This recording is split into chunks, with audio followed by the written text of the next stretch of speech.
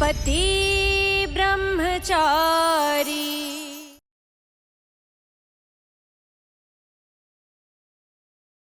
ಅಲ್ಲ ನಾನು ಹೇಳ್ತಾ ಇದ್ದೀನಲ್ಲ, ನನಗೆ ಕೊಡಿ, ನಾನು ಬಡ್ತೀನಿ ಎಲ್ರಿಗೂ, ನನಗೆ ಕೊಡಿ. ವಾ ಉಡುಪಿ ಶ್ರೀಕೃಷ್ಣ, ನಾನ್ ಸೋತೆ.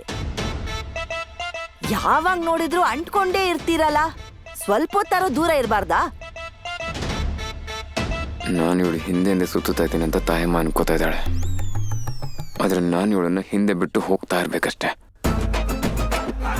ಇನ್ನೊಂದು 42 ಗಂಟೆ ಆಮೇಲೆ ನಾವು ಯಾವತ್ತೂ ಒಟ್ಟಿಗೆ ಇರಲ್ಲ.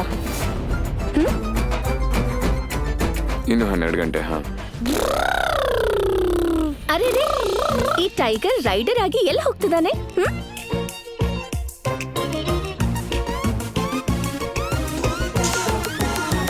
ಎಲ್ರಿಗೂ ಅವಕಾಶ ಸಿಕ್ಕಿದೆ ಅಲ್ವಾ ನನ್ ಮುಂದೆ ನಿಮ್ಗೆ ಇಷ್ಟ ಬಂದ ಹಾಗಿರೋದಕ್ಕೆ.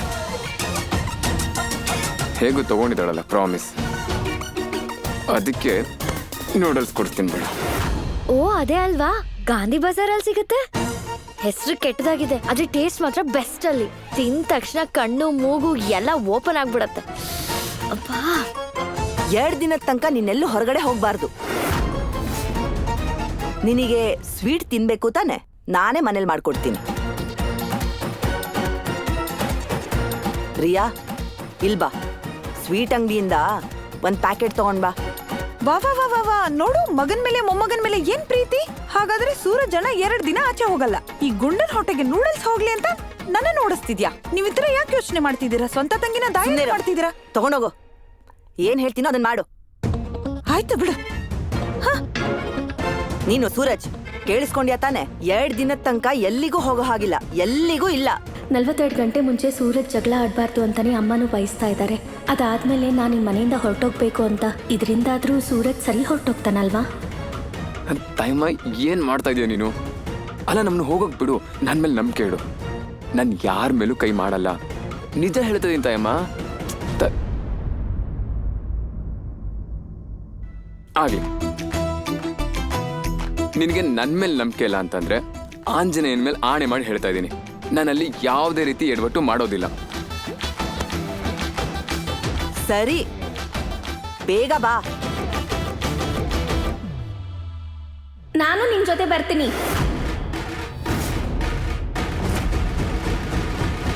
ನನಗೆ ನಿನ್ ಮೇಲೆ ನಂಬಿಕೆ ಇಲ್ಲ. ಯಾರಿಗ್ ಗೊತ್ತು, ನೀನ್ ಹೊರಗಡೆ ಗಲಾಟೆ ಮಾಡಿ ಇಲ್ಲಿ ಬಂದು ಸುಳ್ಳು ಹೇಳಿದ್ರೆ?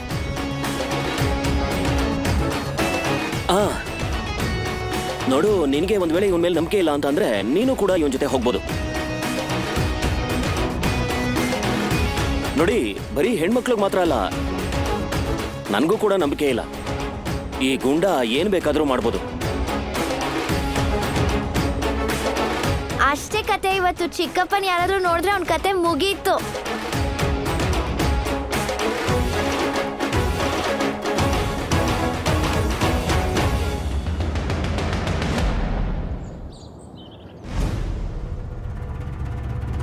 ಸೂರಜ್ ಮತ್ತೆ ಸರಳಾ ಆಂಟಿ ನಿನಗೆ ಹೆಂಗ್ ಗೊತ್ತು? ಸೂರಜ್ ಅಣ್ಣ ನಮ್ಮ ಅಣ್ಣ, ಸರಳಾ ಅವ್ರು ನಮ್ಮ ದೊಡ್ಡಮ್ಮ. ಪ್ಲೀಸ್ ಪ್ಲೀಸ್ ಇದು ಯಾರಿಗೂ ಹೇಳ್ಬೇಡಿ. ಯಾರಿಗಾದ್ರೂ ಗೊತ್ತಾದ್ರೆ ನನ್ನ ಕೆಲಸ ಹೋಗ್ಬಿಡುತ್ತೆ. ಪ್ಲೀಸ್. ನೀನ್ ಇಷ್ಟು ದೊಡ್ಡ ವಿಷಯನ ಮುಚ್ಚಿಟ್ಯಾ ಕಾವ್ಯ? ನಂಗೆ ಇನ್ನೇನು ಆಪ್ಷನ್ ಇತ್ತು?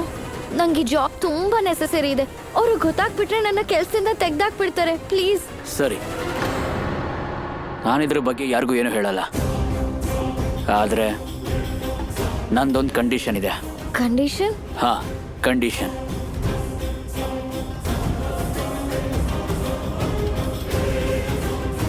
ನೀನ್ ನನ್ಗೆ ಈಶಾ ಬಗ್ಗೆ ಎಲ್ಲಾನು ಹೇಳಬೇಕು. ಕಾವ್ಯ,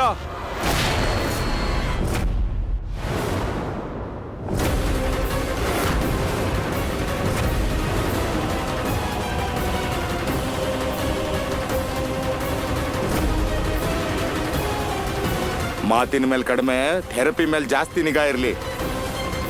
ಆಗ್ಲೇ ನನ್ನ ಮಗ ತನ್ನ ಕಾಲ ಮೇಲೆ ತಾನು ನಿಂತ್ಕೊಳ್ಳೋ ಹಾಗಾಗೋದು.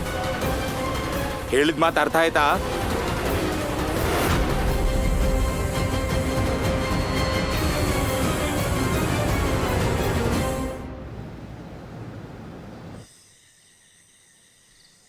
ಅತ್ತೆ, ಒಂಚೂರಾದ್ರೂ ಟೇಸ್ಟ್ ಮಾಡು. ಟೇಸ್ಟ್ ಮಾಡಿದ್ರೆ ಡ್ಯಾನ್ಸೇ ಮಾಡ್ಬಿಡ್ತೀಯಾ.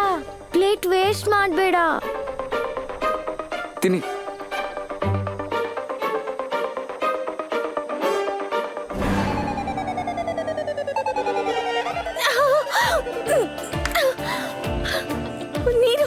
ನೀರು ನೀರು ಹಾ. ನೀರು.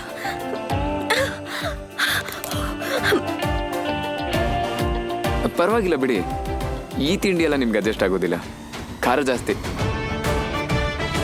ಅತ್ತೆ ಅಪ್ಪ ಹೇಳ್ತಿದ್ರು ಮೆಣಸಿನ್ಕಾಯಿ ತಿನ್ನೋರು ತುಂಬಾ ಸ್ಟ್ರಾಂಗ್ ಆಗಿರ್ತಾರೆ ಅಂತ. ನಾನ್ ನಿಮ್ಮನ್ನ ತುಂಬಾ ಸ್ಟ್ರಾಂಗ್ ಅನ್ಕೊಂಡಿದ್ದೆ, ಆದ್ರೆ ನೀವ್ ಇಷ್ಟ್ ಚಿಕ್ಕ ಮೆಣಸಿನ್ಕಾಯಿ ತಿನ್ಬಿಟ್ಟು ಹಿಂಗಾಡ್ತಿದ್ದೀರಾ. ಅಯ್ಯೋ, ಅರಮನೇಲಿ ಬದುಕೋ ರಾಣಿ ಸಾದಾ ಊಟ ತಿನ್ನೋರು, ಖಾರ ಎಲ್ಲ ಎಲ್ಲೋ ತಿಂತಾರ ಅವರು. ಏನೋ ಮಾತಾಡ್ತೇನಲ್ಲ. ಖಾರ ಆದ್ರೂ ಕೂಡ ನಾನು ಇದನ್ ತಿಂತೀನಿ. ಹೇಗಿದ್ರು ನನ್ನ ಹತ್ರ 41 ಗಂಟೆ ಅಷ್ಟೇ ಇರೋದು. ಯಾರಿಗ್ ಗೊತ್ತು, ಅದಾದ್ಮೇಲೆ ಇಷ್ಟು ಖಾರ ಸಿಗತ್ತೋ ಇಲ್ವೋ ಯಾರಿಗ್ ಗೊತ್ತು.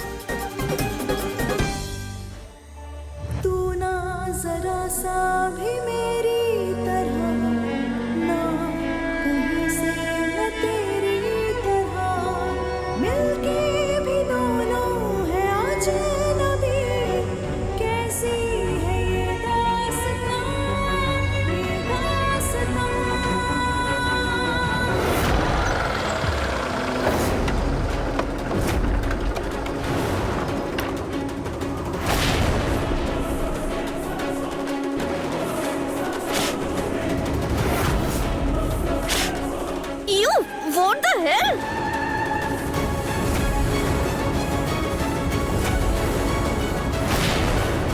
ಇದೇನ್ ನೀನ್ ಮಾಡಿದ್ದು? ಈ ತರ ಊಟದ ಮೇಲೆ ಯಾರು ಹೋಗಿದ್ದಾರೆ?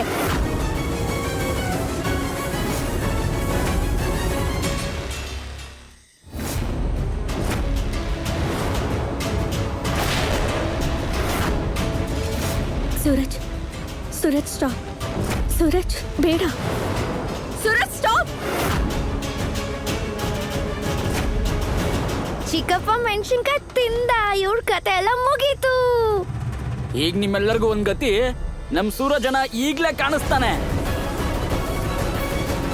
ಇಲ್ಲ, ಈಗ 8 ಗಂಟೆ ಆಗಿದೆ ಅಷ್ಟೇ. ಮತ್ತೆ ಅಷ್ಟರಲ್ಲೇ ಈ ತರ ಸಿಚುಯೇಷನ್. ಓ ಗಾಡ್, ಸೂರಜ್ ಅವನ್ ಕೋಪನ್ ಕಂಟ್ರೋಲ್ ಮಾಡ್ಕೊಳ್ಳಿ ಪ್ಲೀಸ್, ಪ್ಲೀಸ್. ಚಿಕ್ಕಪ್ಪನ ಕೈ ಕೋಲ್ ಬಂತು, ಇವಾಗ ಎಲ್ರಿಗೂ ಹೊಡಿತಾನೆ. ಓಡೋಗಿ ಓಡೋಗಿ, ನಿಮ್ ಕತೆ ಎಲ್ಲ ಇವತ್ತಿಗೆ ಮುಗೀತು.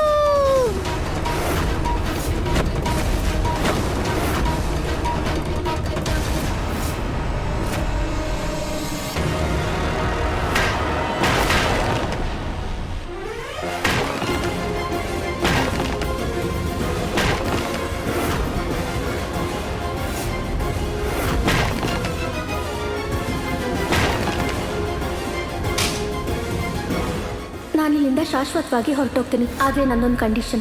ನನಗೆ ನಿಮ್ ಎಲ್ಲ ಷರತ್ತು ಒಪ್ಪಿಗೆ ಇದೆ, ಅದೇನ್ ಮಾಡ್ಬೇಕು ಅಂತ ಹೇಳಿ ಸಾಕು. ಇನ್ನೊಂದು 48 ಗಂಟೆ ನೀನ್ ಯಾರ ಜೊತೆಲೂ ಜಗಳ ಮಾಡಬಾರ್ದು, ಯಾರ ಮೇಲೂ ಕೈ ಎತ್ತಬಾರ್ದು, ಯಾರಿಗೂ ಹೆದರಿಸಬಾರ್ದು. ಎಸ್, ಇವನ್ ಮೇಲೆ ಸೂರಜ್ ಕೈ ಎತ್ತಲಿಲ್ಲ.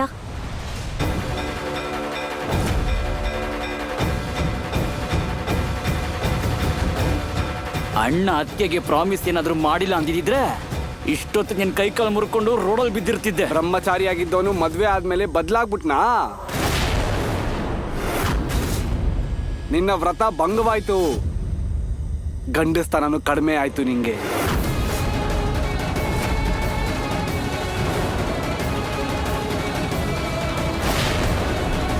ಸೂರಜ್, ಸೂರಜ್ ಅವನ್ ಮಾತನ್ನೆಲ್ಲ ಕೇಳ್ಬೇಡ, ನಡಿ ಹೋಗೋಣ. ಹೋಗು ಹೋಗು, ಹೆಂಡತಿಯ ಗುಲಾಮ. ಹೆಂಡತಿ ಸೆರ್ಗಿಟ್ಕೊಂಡು ಮನೆಗೆ ಓಡೋಗಲೇ. ಕೈ ಕಟ್ಟು, ಕೈ ಕಟ್ಟು. ಕೈ ಮತ್ತೆ ನಾಲ್ಗೆ ಎರಡು ಹಿಡಿತದಲ್ಲಿರ್ಬೇಕು ಬಂಟಿ, ಕೇಳಿಸ್ಕೊಂಡ್ಯಾ? ಯಾಕಂದ್ರೆ ಇನ್ನು 40 ಗಂಟೆ ಆದ್ಮೇಲೆ ಈ ಕೈಗಳು ಹೀಗೆ ಸುಮ್ಮನೆ ಇರೋದಿಲ್ಲ. ಯಾಕಂದ್ರೆ ನನ್ನ ಕೈ ಬಂದಿಯಾಗಿರೋದಿಲ್ಲ ಆಗ.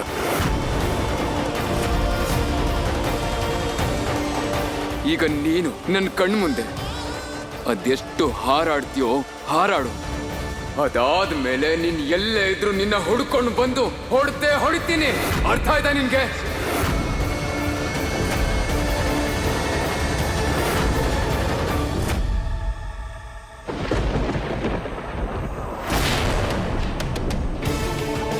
ಈಶಾ ಅವ್ರನ್ನ ಯಜಮಾನ್ರ ಮನೆಗೆ ಕಳಿಸೋದಕ್ಕೋಸ್ಕರ ನಾನು ತಡ್ಕೊಳ್ಳೇಬೇಕಾಗತ್ತೆ.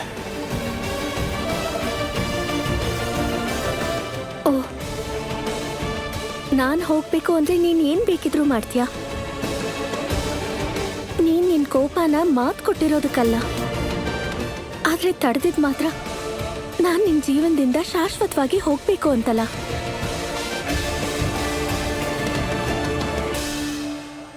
48 ಅವರ್ಸ್ ಆದ್ಮೇಲೆ ಅವಳಿಂದ ಹೋಗಲ್ಲ ಅನ್ಬಿಟ್ರೆ ಏನ್ ಮಾಡೋದು? ಉಡುಪಿ ಕೃಷ್ಣ, ನಾನ್ ಸೋತೆ. ನೀನೇನಕ್ಕೆ ಯೋಚನೆ ಮಾಡ್ತೀಯಾ? ಅವಳೇನಾದ್ರೂ ಹೋಗ್ಲಿಲ್ಲ ಅಂದ್ರೆ ಅವಳು ಕೂದ್ಲು ಹಿಡ್ಕೊಂಡು ಮನೆಯಿಂದ ಹೊರಗಡೆ ಆಡ್ತೀನಿ. ನೀನ್ ಮಾತ್ರ ಖುಷಿಯಾಗಿ ಈ ಮನೆಗೆ ಸೊಸೆ ಆಗಿ ಬರಕ್ಕೆ ತಯಾರಿ ಮಾಡ್ಕೊ. ಖುಷಿ ಅಂತೂ ಗೊತ್ತಿಲ್ಲ ಆಂಟಿ, ಆದ್ರೆ ಟೆನ್ಷನ್ ಅಂತೂ ಆಗ್ತಿದೆ ಸಲ್ಲ ಆಂಟಿ. ಮುಂಚೆ ಅಂತೂ ಒಂದೇ ಚಾಲೆಂಜ್ ಇದ್ದಿದ್ದು, ಈ ಬ್ರಹ್ಮಚಾರಿದು ಪ್ರಾಮಿಸ್ ನ ಮುರಿಸಿ ಬೇಗ ಮದ್ವೆ ಆಗೋದು. ಇವಾಗ ಬೇರೆ ಇನ್ನೇನೇನೋ ಪ್ರಾಬ್ಲಮ್ಸ್ ಬಂದು ನನ್ ಮುಂದೆ ನಿಂತಿರೋದು. ಇವಾಗ ಅವ್ನ್ ಪ್ರಾಮಿಸ್ ಮುರ್ಸೋದ್ರ ಜೊತೆಗೆ ಅವ್ನ್ ಮದ್ವೆನೂ ಮುರ್ಸೋ ಪರಿಸ್ಥಿತಿ ಬಂದಿದೆ. ಒಳ್ಳೆ ದಿನ ನಂಗೆ ಯಾವಾಗ ಬರುತ್ತೆ ಅಂತ ಗೊತ್ತಿಲ್ಲ ಸರಳ ಆಂಟಿ. ಅಯ್ಯೋ, ನೀನ್ ಯೋಚನೆ ಮಾಡದ್ ಬಿಡು. 2 ಕೆಲ್ಸನೂ ಒಟ್ಟಿಗೆ ಆಗತ್ತೆ. ಆ ಮಹಾರಾಣಿ ಮನೆಯಿಂದ ಹೋಗ್ತಾಳೆ, ಅದಾದ್ಮೇಲೆ ನೀನ್ ನಮ್ಮನೆಗೆ ಸೊಸೆಯಾಗಿ ಬರ್ತೀಯ. ನೋಡ್ತಾ ಇರು, ನನ್ ಸೂರಜನ್ ಹೆಂಡತಿ, ಅವನ್ ಮಕ್ಕಳು ತಾಯಿ ನೀನೇ ಆಗ್ತೀಯ ಅಷ್ಟೇ. ಹೇ ಉಡುಪಿ ಕೃಷ್ಣ, ನನ್ ಪ್ರಾರ್ಥನೆನ ಸ್ವೀಕರಿಸು. ಅರ್ಧ ಟೈಮ್ ಆಗಿದೆ, ಇನ್ನು ಅರ್ಧ ಅಷ್ಟೇ ಬಾಕಿ ಇರೋದು. ಎಲ್ಲ ನಾನು ಅನ್ಕೊಂಡಂಗೆ ಆದ್ರೆ ಆಗ ಈಶಾ ಶಾಶ್ವತವಾಗಿ ನಮ್ಮ ಮನೆ ಬಿಟ್ಟು ಹೊಟ್ಟೋಗ್ತಾಳೆ. ನನ್ ಗಂಡಸ್ತನಕ್ಕೆ ಸವಾಲ್ ಹಾಕಿದ್ದಾನೆ, ಅದು ಸೂರಜ್ಗೆ ಸವಾಲ್ ಹಾಕಿದಾನಲ್ಲ. ನನ್ ಮನ್ಸು ಮಾಡಿದ್ರೆ ಎಲ್ರಿಗೂ ಒಂದೇ ಸಲ ಒಂದೇ ಕೈಕಲ್ ಮುರಿದು ಹಾಕ್ಬಿಡ್ತಾ ಇದ್ದ. ಮುಟ್ಟ ಹಾಕ್ಬಿಡ್ಬೇಕಿತ್ತು, ಆದ್ರೆ ನನ್ನನ್ ಮನೆ ಕಳ್ಸೋ ಆತರ ಇದೆಯಲ್ಲ ನಿಂಗೆ. ಪಾಪ ಬ್ರಹ್ಮಚಾರಿ.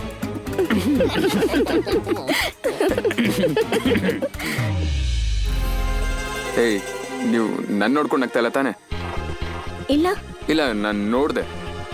ನಾನೆಲ್ಲ ನಗ್ತಾ ಇದ್ದೀನಿ. ಬಾರೋ ಕ್ರಿಕೆಟ್ ಆಡೋಣ. ಹಾ ಬಂದೆ. 39 ಗಂಟೆ, ಇನ್ನು 39 ಗಂಟೆ ಸಹಿಸ್ಕೋತೀನಿ. ಅದಾದ್ಮೇಲೆ ಎಲ್ಲವನ್ನು ಹುಡುಕಿ ಅಟ್ಟಾಡ್ಸ್ಕೊಂಡು ಹೊಡಿತೀನಿ. ಬೇಕಾದ್ರೆ ನೀವೇ ನೋಡ್ತಾ ಇರಿ. ನಾನು ಹೇಳಿದ್ದೇನೆಂದ್ರೆ, ನಾನು ಒಳ್ಳೆ ವಿಡಿಯೋ ಮಾಡಿ ಕಳ್ಸ್ಕೊಡ್ತೀನಿ, ಮನೇಲೆ ಕುತ್ಕೊಂಡು ನೋಡಿ ಅಷ್ಟೇ.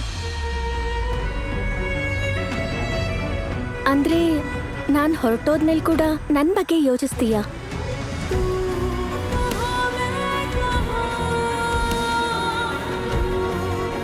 ಸೂರಜ್, ನಿಜ ಹೇಳು, ನಾನ್ ಹೋದ್ಮೇಲೆ ನನ್ ಬಗ್ಗೆ ಯೋಚಿಸ್ತೀಯ ಅಲ್ವಾ?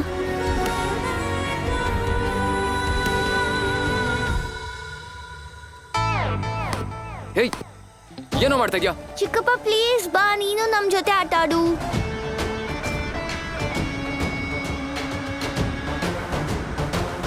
ನಡಿ ಆಡೋಣ.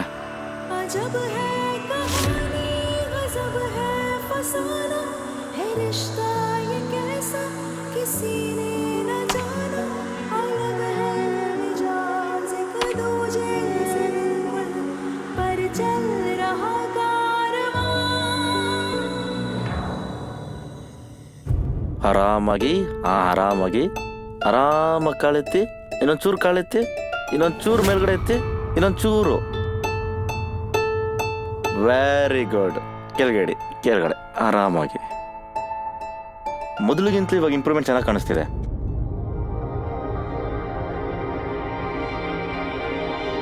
ಎಷ್ಟು ದಿನದಲ್ಲಿ ಅವ್ನು ನಿಲ್ಲೋಕ್ಕಾಗತ್ತೆ? ಫಿಸಿಯೋಥೆರಪಿ ಮತ್ತೆ ಎಕ್ಸರ್ಸೈಸ್ ಮಾಡ್ತಾ ಇದ್ರೆ ಆದಷ್ಟು ಬೇಗ ಅವ್ರ ಕಾಲ್ ಮೇಲೆ ನಿಂತ್ಕೊಳ್ಬಹುದು. ಆದ್ರೆ ಮೆಂಟಲಿ ನೀವು ಅವ್ರು ನಡೆಯೋದಕ್ಕೆ ನೀವು ಅವ್ರನ್ನ ಮೋಟಿವೇಟ್ ಮಾಡ್ತಾನೆ ಇರಬೇಕು. Okay, thank you doctor. Anurag, ಏನ್ ಬೇಕಾದ್ರೂ ಮಾಡು, ಅವನು ಎದ್ದು ನಿಂತ್ಕೋಬೇಕು. ಅವನು ಹೀಗೆ ನಿಸ್ಸಹಾಯಕನಾಗಿ ಕುರ್ಚಿ ಮೇಲೆ ಕೂತಿರೋದು ನೋಡಿ ನನಗೆ ರೋಸ್ ಹೋಗಿದೆ. ಎಬ್ಸವನ್ನ. ನೀವ್ ಹೇಳ್ದಂಗೆ ಆಗ್ಲಿ ಅಪ್ಪ. ಅಪ್ಪ ಏನ್ ಹೇಳಿದ್ರು ಅಂತ ನಿಂಗೆ ಅರ್ಥ ಆಗ್ತಿದೆ ಅಲ್ವಾ? ಹೆದರಿಕೆ ಬಿಡು, ನಿಂತ್ಕೋ. ಅಪ್ಪನ ತರ ಗಟ್ಟಿಯಾಗಿ ನಿಂತ್ಕೋ, ಇಲ್ಲ ಅಂದ್ರೆ ಜೀವನ ಪೂರ್ತಿ ವೀಲ್ ಚೇರಲ್ಲಿ ಇರ್ತೀಯ.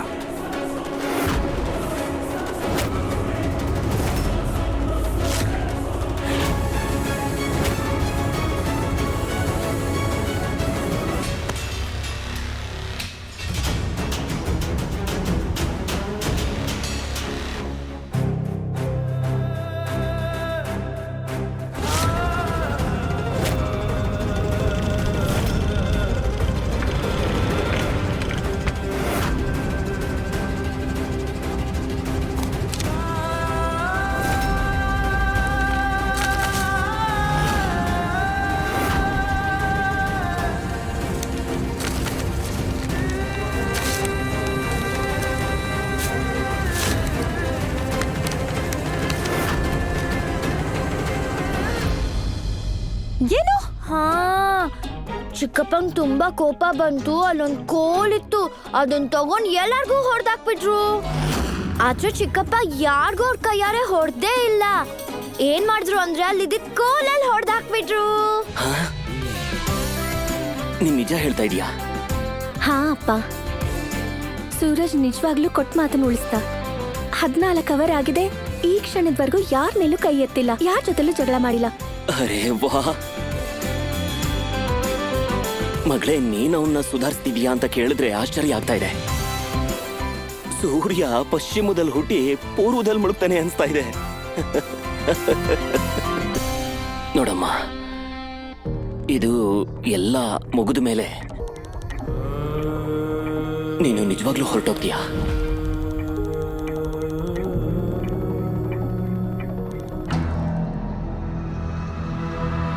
ಹೋಗ್ಲೇಬೇಕಾಗತ್ತೆ.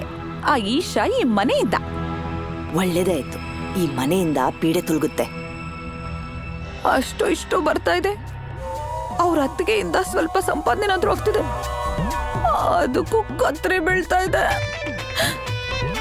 ಆ ದೇವ್ರು ಏನ್ ಕೆಟ್ಟಾಣೆ ಬರ್ದಿದ್ದಾನೆ. ಯಾವ ದಾರಿ ಸಿಗುತ್ತೋ ತಕ್ಷಣನೇ ಅದು ಮುಚ್ಚಿ ಹೋಗುತ್ತೆ.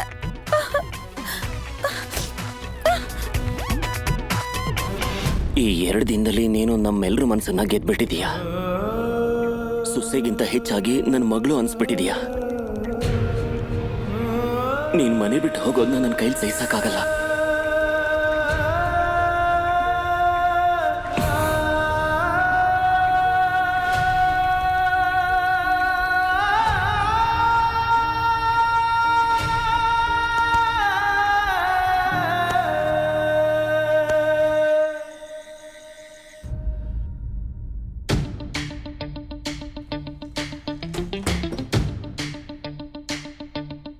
ಇವತ್ತಿನ ದಿನ ಹೇಗೋ ಮುಗೀತು, ಇನ್ನು ಒಂದೇ ದಿನ ಬಾಕಿ ಇರೋದು.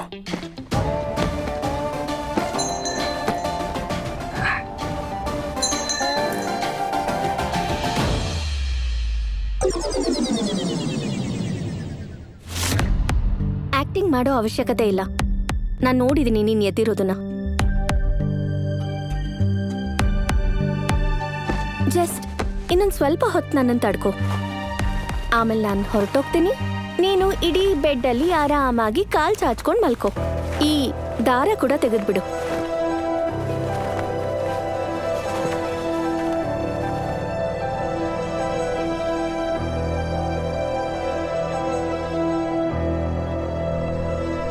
ನಾನು ನಿನ್ನ ಏನೋ ಕೇಳಿದ್ದೆ. ಏನು?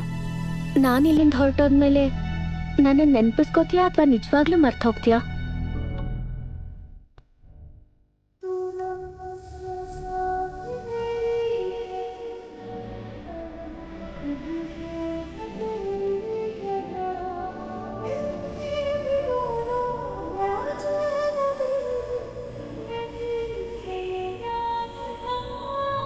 ನನಗೆ ನಿದ್ದೆ ಬರ್ತಾ ಇದೆ.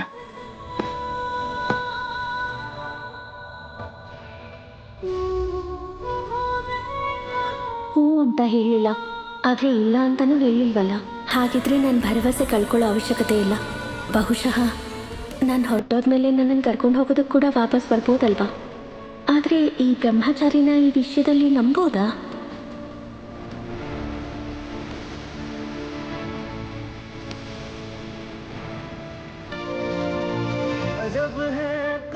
ನಾವು ಹುಟ್ಟಿರೋದು ನಮಗೋಸ್ಕರ ಅಲ್ಲ ಈಶಾ ಅವರೇ.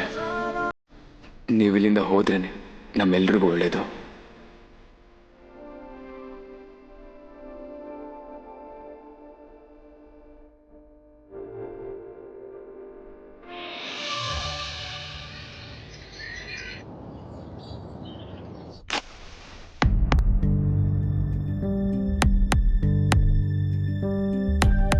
ಫಾರ್ಟಿ 48 hours ಅಲ್ಲಿ 24 hours ಮುಗ್ದಿದೆ ಸರ್ಲಾ ಆಂಟಿ.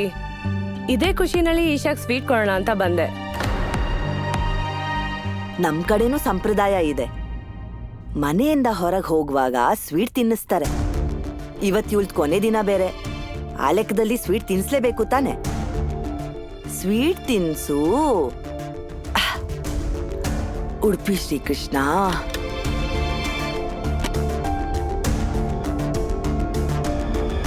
ತಗೊಂಬಿಡು. ಇನ್ನೊಂದ್ಸರಿ ನನ್ನ ಕೈಯಾರೆ ಮಾಡಿರೋ ಸ್ವೀಟ್ನ ತಿನ್ನಕ್ ಚಾನ್ಸ್ ಇರಲ್ಲ. ನಾಳೆ ನೀನು ಇಲ್ಲಿಂದ ಶಾಶ್ವತವಾಗಿ ಹೊರಟೋಗ್ತೀಯ ಅಲ್ವಾ? ಹಾಗೆ ಥ್ಯಾಂಕ್ ಯು ಸೂರಜ್ ಹಿಂದೆ ಹೋಗೋದ್ ಬಿಟ್ಟಿದ್ದಕ್ಕೆ.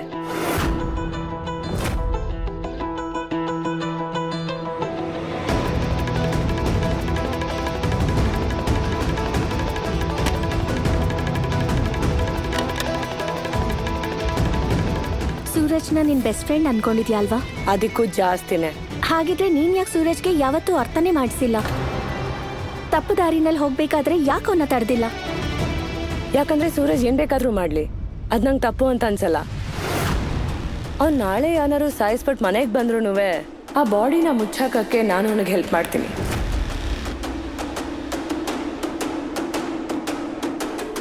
ಆದ್ರೆ ನೀನ್ ನನ್ನ ಮತ್ತೆ ಸೂರಜ್ನ ಸಂಬಂಧನ ಅರ್ಥ ಮಾಡ್ಕೊಳಕ್ಕಾಗಲ್ಲ.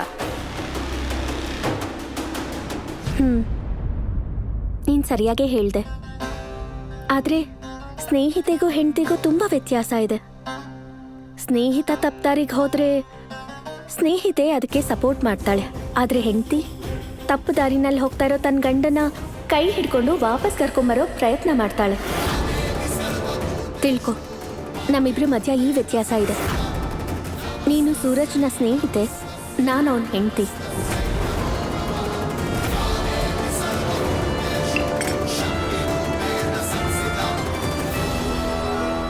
ಇನ್ನು 24 ಗಂಟೆ ಹೆಂಡತಿ ಅಷ್ಟೇ ನೀನು. 24 ಗಂಟೆ ಆದ್ಮೇಲೆ ಸ್ವೀಟ್ ನಾನು ತಿಂತೀನಿ. ನೀನು ಇಲ್ಲಿಂದ ಹೋಗಿದ್ ಖುಷಿಯಲ್ಲಿ.